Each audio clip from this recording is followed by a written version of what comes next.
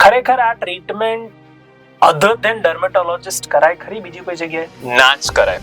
આઈવી treatments salon ને એવા એન્વાયરમેન્ટમાં ના જ કરાય. મને હેરફોલ છે એવું કેવી રીતે હું રેકગ્નાઇઝ કરી શકું? કોરિયન ગ્લાસ સ્કિન ખરેખર શું હોય? ઇન્ડિયન સ્કિન પર કોરિયન ગ્લાસ સ્કિન આવી શકે ખરી? હાઇડ્રેટેડ, યુથફુલ અને ફ્લોલેસ સ્કિન. તો એના માટે કોરિયન પેરેન્ટ્સ હોવા જરૂરી છે. મિત્રો, માઇન્ડ ધ ગેપના આજના આપના ગેસ્ટ છે doctor Dhyey Shah, a very young and accomplished professional. Doctor Dhyey છે MD dermatologist and gold medalist, અને એમની એક્સપર્ટીઝ છે સ્કિન અને ક્લિનિકલ કોસ્મેટોલોજી માટે. છેલ્લા ઘણા વર્ષોથી એ સ્કિન, હેર્સ, નેલ્સ રિલેટેડ ઘણા સંબંધિત પ્રોબ્લેમ્સનું સોલ્યુશન આપી જ રહ્યા છે. તેમનું clinic ડર્માશ્યોર by doctor Dhyey Shah અમદાવાદના નહેરુનગર વિસ્તારમાં આવેલું છે, અને આ ક્લિનિક પેશન્ટ માટે ખૂબ જ ટ્રસ્ટેડ ક્લિનિક બની ગયું છે.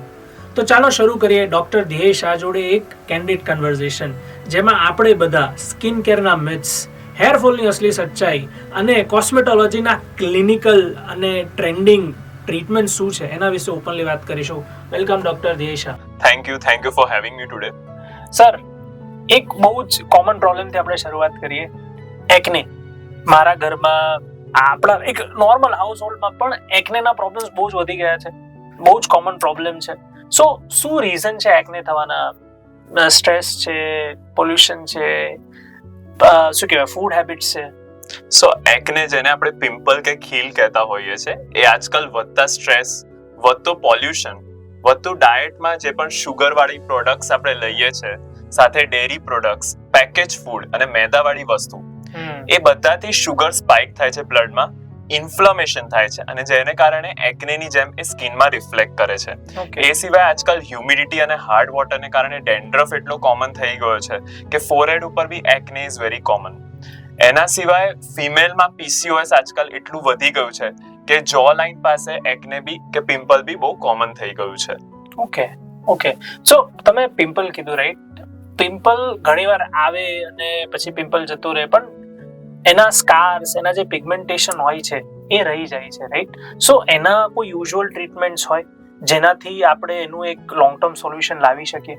યસ. સો બેઝિકલી બે વસ્તુ થતી હોય છે એકને પછી. એક હોય છે કે સ્કાર્સ કે ખાડા જે આપણે કહીએ, ઘણા લોકોના ફેસ ઉપર તમે ખાડા જોયા હશે. અને બીજું છે પિગમેન્ટેશન, એટલે કે ડાઘ અને ધબ્બા, જે એકનેની પાછળ રહી જાય છે. જો સ્કાર છે એના માટે એક કહેવત છે, once a scar is always a scar. એટલે એના માટે કોઈ મેજિકલ ક્રીમ નથી. It can be treated with certain modalities, એટલે ઘણી બધી ટ્રીટમેન્ટ ઓપ્શન્સ અવેલેબલ છે, જેમ કે CO2 લેઝર કે ફ્રેક્શનલ રીસર્ફેસિંગ છે.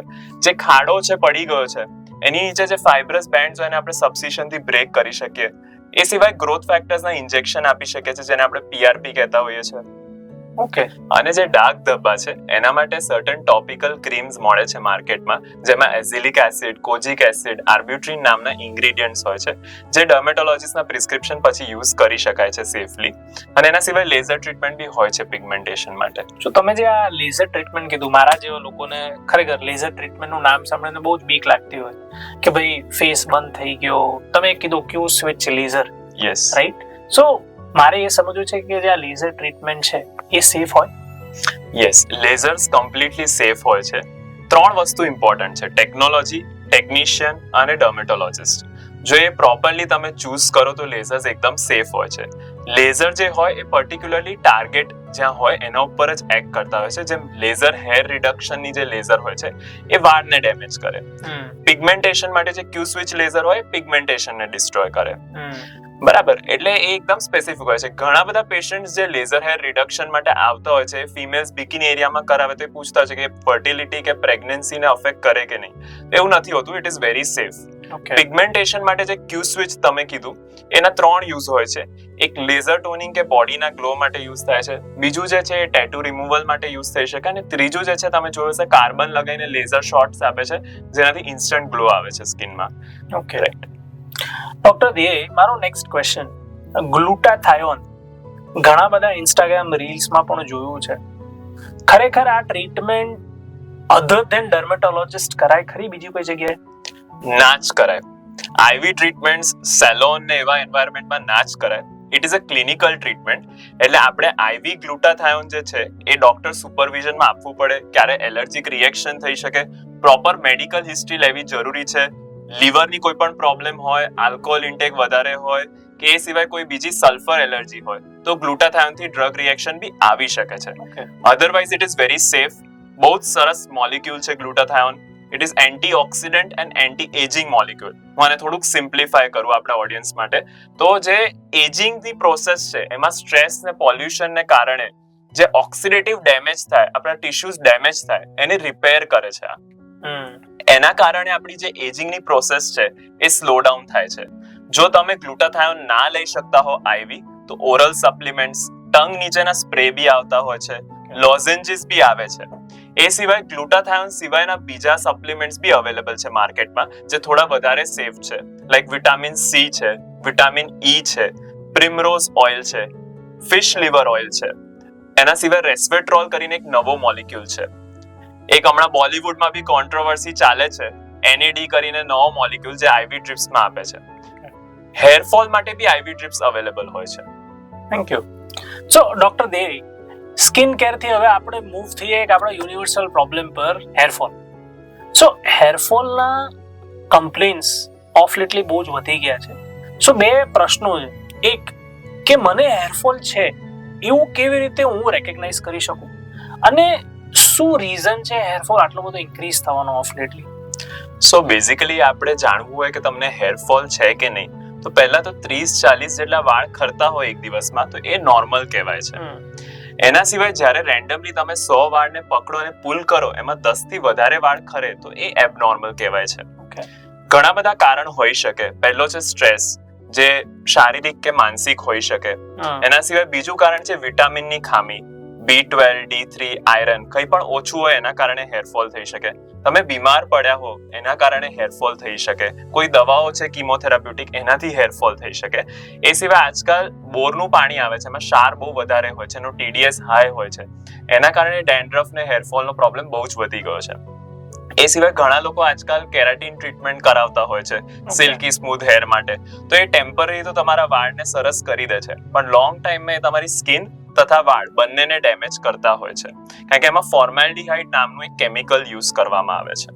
ઓકે, સો હેરફોલનો પ્રોબ્લેમ બહુ જ રિકરિંગ થઈ ગયા છે. ઘણા બધા મેઇનલી મેલમાં મેં જોયું છે કે આગળના વાળ ઘણીવાર ખરી જાય છે. એક કમ્પોનન્ટ મેં બહુ જ સાંભળ્યો છે મિનોક્સિડિલ કરીને. યસ. સો જે તમે કહો છો મેલ પેટર્ન હેર લોસ, એટલે એમાં જે પુરુષોને તમે જોવો છો 25 ની ઉંમર પછી આગળથી અને વચ્ચેથી વાળ ઓછા થઈ જતા હોય છે, તો એ બેઝિકલી ફેમિલી હિસ્ટ્રી હોય એના કારણે. એ સિવાય એન્ડ્રોજન એટલે ટેસ્ટોસ્ટેરોનનું લેવલ આપણા બ્લડમાં વધે, એના કારણે હેર થિનિંગ થતું હોય છે. મિનોક્સિડિલ તમે કીધું, it is a FDA approved treatment, એટલે ઇફેક્ટિવ છે, પણ જ્યારે તમે ડર્મેટોલોજિસ્ટ કન્સલ્ટેશન પછી સ્ટાર્ટ કરો. જો તમે ઇરેગ્યુલરલી લગાવો મિનોક્સિડિલ તો એનો કોઈ જ પોઈન્ટ નથી. It is rather more damaging than useful if you use it inconsistently. So આજકાલ ઘણા બધા સો કોલ્ડ સ્કિન ઇન્ફ્લુએન્સર્સ ને બધા બી ડાયરેક્ટલી પ્રિસ્ક્રાઇબ કરે છે બધાને મિનોક્સિડિલ યુઝ કરવું. ના, એટલે we'll go back to the same point કે ભાઈ જે પણ ટ્રીટમેન્ટ્સ કરાવો એ આઈડિયલી એક સર્ટિફાઈડ ડર્મેટોલોજિસ્ટ કે સ્પેશિયલિસ્ટ પાસે જઈને જ કરાવો. યસ. સો ડોક્ટર દે, તમે જે કીધું એનાથી હું શું સમજો પ્રોપર ગુજરાતીમાં ટકલું થવું, બરાબર ને? યસ. સો આ જે તમે હેર લોસની વાતો કરી, ગંજાપનની જે વાતો કરી, એના લોંગ ટર્મ ઇફેક્ટ શું બોડી પર, અને એની પર્ટિક્યુલર ઇન્ડિકેટર શું? જો હું તમને એક સિમ્પલ ઇન્ડિકેટર કહીશ જે ગંજાપનું છે એનું. એવું કહેવામાં આવે છે કે જેના બોડી હેર વધારે હોય ઇઝ બીકોઝ ઓફ ટેસ્ટોસ્ટેરોન, અને એ લોકોને જલ્દી થઈ શકે છે આ મેલ પેટર્ન હેર લોસનો પ્રોબ્લેમ. બીજી વસ્તુ છે, હવે આપણે આને મેલ PCOD બી કહીએ છીએ. જેમ ફિમેલમાં તો તમે સાંભળ્યું હશે PCOD, એવી રીતના આ જે ગંજાપનું છે ને આપણે મેલ PCOD બી કહેતા હોઈએ છીએ. અને જે લોકોને આ હોય એ લોકોમાં વધારે રિસ્ક હોય છે ડાયાબિટીસનો, હાર્ટ ડિઝીઝનો અને ઓબેસિટીનો. Okay, yes. સો હવે થોડુંક છે ને ટોપિક ફરીવાર ચેન્જ કરીએ, અને બીજી એક ઇન્સ્ટાગ્રામ ની ફેવરિટ વસ્તુ મારે તમને પૂછવી છે. કોરિયન ગ્લાસ સ્કિન ખરેખર શું હોય, અને ઇન્ડિયન સ્કિન પર કોરિયન ગ્લાસ સ્કિન આવી શકે ખરી? સો પહેલા તો આપણે એ એડ્રેસ કરીએ કોરિયન ગ્લાસ સ્કિન છે શું. ઓકે. હાઇડ્રેટેડ, યુથફુલ અને ફ્લોલેસ સ્કિન તો એના માટે કોરિયન પેરેન્ટ્સ હોવા જરૂરી છે. ઇટ ઇઝ નોટ પોસિબલ કે ઇન્ડિયન્સમાં ideal Korean glass skin possible છે. Okay. Because Korean glass treatment હોય છે એમાં ડીપ પીલ્સ કરવામાં આવે છે, જે આપણી ઇન્ડિયન સ્કિન ટાઈપ છે થોડી વિટિશ કે ડાર્કર છે. ઓકે. એના માટે આ ડીપ પીલ્સ વધારે ડેમેજિંગ હોઈ શકે છે, પિગમેન્ટેશન વધી શકે છે રાધર દેન બેનિફિટ કરવો. આ બધી પ્રોસેસ થી વધારે ડેમેજ થઈ શકે છે સ્કિન ઉપર. એટલે ઇન્ડિયન સ્કિન માટે ક્યુ સ્વિચ લેઝર ટ્રીટમેન્ટ અને માઇલ્ડ પીલ્સ લાઈક યલો પીલ એ બેસ્ટ રહેશે. તો તમે એવું કહો છો કે કોરિયન ગ્લાસ સ્કિન જોઈતી હોય તો કોરિયન પેરેન્ટ્સ હોવા જરૂરી છે, બરાબર ને? યસ. ઓકે. સો એક normal skin routine for a male or for a female, બરાબર છે? મારી પાસે દર અઠવાડિયે ડર્મેટોલોજીસ્ટ પાસે જવાના પૈસા નથી, તો હું શું કરું? અમદાવાદી છું. રાઈટ. સો બેઝિક 4 સ્ટેપ તમારા સ્કિન કેર માં હોવા જ જોઈએ. Okay. First is a moisturiser. ઘણા બધા પેશન્ટ કહે કે મારી સ્કિન ઓઇલી છે તો હું મોઇશ્ચરાઇઝર કેમ યુઝ કરું? તો એવું નથી હોતું. અગર ઓઇલી સ્કિન હોય તો તમે નિયાસિનામાઇડ કે જેલ બેઝ મોઇશ્ચરાઇઝર યુઝ કરી શકો છો. ઓકે. બીજું છે સનસ્ક્રીન. તો સનસ્ક્રીન એટલે કે SPF, જે આપણને સન થી પ્રોટેક્ટ કરે છે. આજકાલ આપણો સ્ક્રીન ટાઈમ એટલો વધી ગયો છે, એમાં જે બ્લુ લાઇટ હોય છે એ બી UV જેટલું ડેમેજ કરે છે સ્કિન ઉપર. ઓકે. તો સનસ્ક્રીન જરૂરી થઈ ગયું છે. તમે સનસ્ક્રીન બાય કરો તો શું 4-5 વસ્તુ ચેક કરવાની. એક તો એનું SPF એટલીસ્ટ 30+ હોવું જોઈએ. એના ઉપર PA લખ્યું હશે એટલીસ્ટ +3 હોવું જોઈએ. એના સિવાય નોન કોમેડોજેનિક હોવું જોઈએ, એટલે એનાથી ખીલ ના થાય. એ હાઇપો એલર્જીક હોવું જોઈએ, એટલે એમાં કોઈ પ્રિઝર્વેટિવ્સ કે ફ્રેગ્રન્સીસ ના હોય. અને એ સિવાય સનસ્ક્રીન જે છે તમારે અડધો કલાક પહેલા લગાવવાનું છે, બહાર જતા હો એની પહેલા. અને એના ઉપરાંત 3 અવરલી રિપીટ કરવાનું છે. થર્ડ ઇમ્પોર્ટન્ટ કોમ્પોનન્ટ છે ક્લેન્ઝર. તો જેન્ટલ ક્લેન્ઝિંગ બહુ ઇમ્પોર્ટન્ટ છે. આજકાલ બધા સ્ક્રબિંગ અને હાર્શ ફેસ વોશ યુઝ કરે છે, જેનાથી ટેમ્પરરી વચ્ચે પેલા કોજિક એસિડ સોપ્સ આવ્યા હતા. Yes. Is it also safe? So A VFX કે એડિટિંગ નું કમાલ છે. ઘણા એવા સોપ્સ આવતા હોય છે કે જેનામાં થોડોક ડિફરન્સ તમને લાગે, પણ it is because of hydrogen peroxide નામનું એક હાર્મફુલ કેમિકલ કે તમને ઇન્સ્ટન્ટ ગ્લો કે ઇન્સ્ટન્ટ ડિફરન્સ લાગે સ્કિન ટોનમાં. ઇન્સ્ટાગ્રામ ના હેક્સ થી દૂર જ રહેવું જોઈએ. Yes, and I would suggest go gentle, go mild. In fact આજે સ્ક્રબિંગ બી બધા કરતા હોય છે, એનાથી લોંગ ટર્મમાં સ્કિન વધારે ડેમેજ થાય, વધારે એક્ને અને વધારે પિગમેન્ટેશન થઈ શકે છે. જેન્ટલ ક્લેન્ઝર યુઝ કરવું ઇઝ બેસ્ટ આઈડિયા. અને ત્રીજું છે એક નાઇટ ક્રીમ. તો નાઇટ ક્રીમ તમારી સ્કિન ટાઈપ પ્રમાણે હોઈ શકે છે. જો તમને પિગમેન્ટેશન છે, કોજિક એસિડ કે આર્બુટ્રિન વાળું કંઈ યુઝ કરી શકો છો. જો એક્ને નો પ્રોબ્લેમ છે તો તમે લેક્ટિક એસિડ, સેલિસિલિક એસિડ વાળું કંઈ યુઝ કરી શકો છો. જો તમે 30+ છો તો you must use retinol base product ને વિટામિન C યુઝ કરી શકાય છે ગ્લોઈંગ સ્કિન માટે. ઓકે. અપાર્ટ ફ્રોમ ધેટ આજકાલ એક નવો મોલિક્યુલ આવ્યું છે માર્કેટમાં, રેટિનાલ્ડિહાઇડ, ઓકે, જેનાથી એન્ટી એજિંગ ઇફેક્ટ રેટિનોલ કરતા બી વધુ મળે છે. Okay, super. સો ડોક્ટર દે, આમાં તમારો ફેવરિટ મોલિક્યુલ કયો? સો મારો ફેવરિટ મોલિક્યુલ છે એઝિલિક એસિડ, બીકોઝ એ એક્ને એટલે કે ખીલ ઉપર બી કામ કરે છે અને પિગમેન્ટેશન એટલે ડાર્ક ધબ્બા ઉપર બી કામ કરે છે. અને એવો કોઈ મોલિક્યુલ ખરો જે ઓવરહાઇપ છે તમારા હિસાબે? યસ, સૌથી વધારે ઓવરહાઇપ છે hyaluronic acid. Okay. So hyaluronic acid as a moisturiser બહુ જ સારું વસ્તુ છે, પણ એ શું કરે છે, પાણીને અબ્સોર્બ કરે છે, સરાઉન્ડિંગમાંથી ખેંચે છે.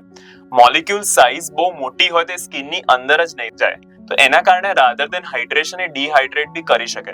સો હાઇલુરોનિક એસિડ જે છે એ વોટરને પુલ કરે છે, એટલે જો એની મોલિક્યુલર સાઇઝ મોટી હોય તો rather then hydration it can also dehydrate the skin. Okay.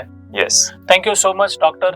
મને એક વસ્તુ ખબર પડી કે ઇન્સ્ટાગ્રામના હેક્સ કે ગૂગલના સર્ચેસ કરતા આપણે આપણા સ્કિનની કે હેરની નીડ સમજશું ને તો એને આપણે સારી રીતે લોંગ ટર્મ માટે પ્રિઝર્વ કરી શકશું. સો મિત્રો, એક ફાઇનલ રિમાઇન્ડર, એક્ને હોય, હેર ફોલ્સના પ્રોબ્લેમ હોય કે કોરિયન ગ્લાસ સ્કિનના ટ્રેન્ડ્સ હોય, બધી જ વસ્તુઓ અંડર ગાઈડન્સ હશે તો તમને રિઝલ્ટ્સ બહુ જ સારા મળશે.